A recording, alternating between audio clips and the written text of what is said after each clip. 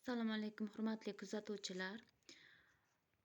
3-sinf matematika 115-mavzu amaliy masalalar yechish mavzusidan uyga vazifalarni ko'rishni davom ettiramiz. 11-misol hamda 12-masala uyga vazifa. 11-misol umumiy o'lchov birligiga keltirib hisoblang. Umumiy o'lchov birligiga deyilganda eng kichik o'lchov birligiga o'tkazib hisoblash qulay bo'ladi.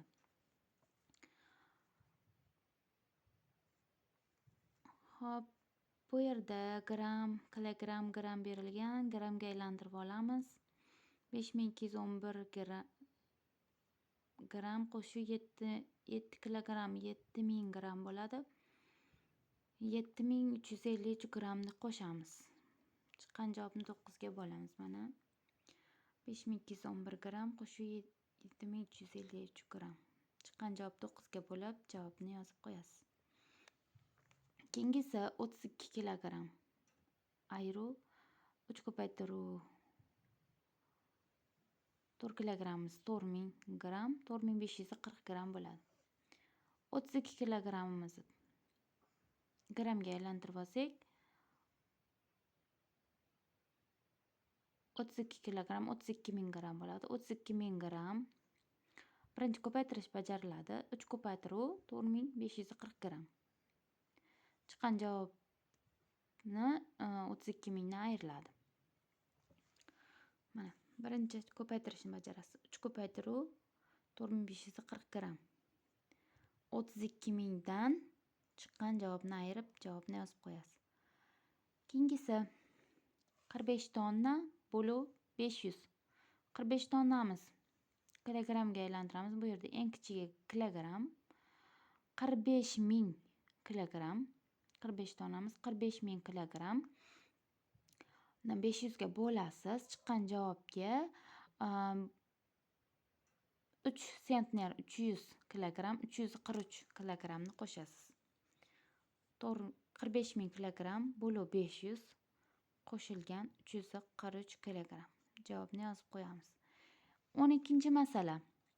Do'konga birinchi kun 3 pud, ikkinchi kun birinchi kundagidan 10 kilogram kam. Uchinchi kun esa 2 pud 14 kilogram un keltirildi. Shu 3 kunda do'konga qancha un keltirilgan? Bir pudimiz 16 kilogramga teng. Birinchi kundagi unni kilogramm topish uchun 16 ni 3 ga ko'paytiramiz. Bu 3 pud birinchi kun kelgan edi. Shuning uchun 16 kilogramm bo'lgani uchun bir pudimiz 16 ni 3 ga ko'paytiramiz. Javob 48 kilogramm. Birinchi kun do'konga 48 kilogramm un keltirilibdi.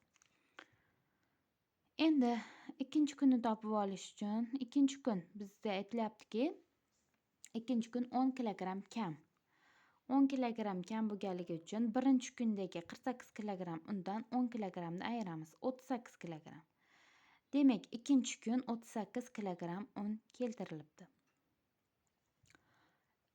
Uchinchi kun 2 pud 14 kilogramm deyilyapti. Uchinchi kun esa 2 pud 14 kilogramm. 2 pudimiz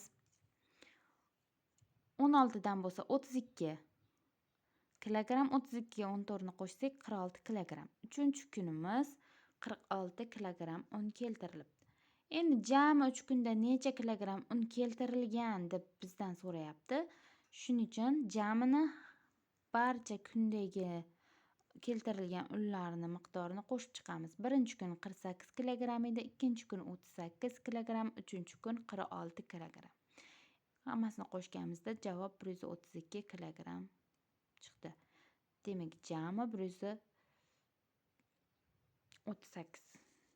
Bo'pman, 132 kilogramm, 132 kilogramm un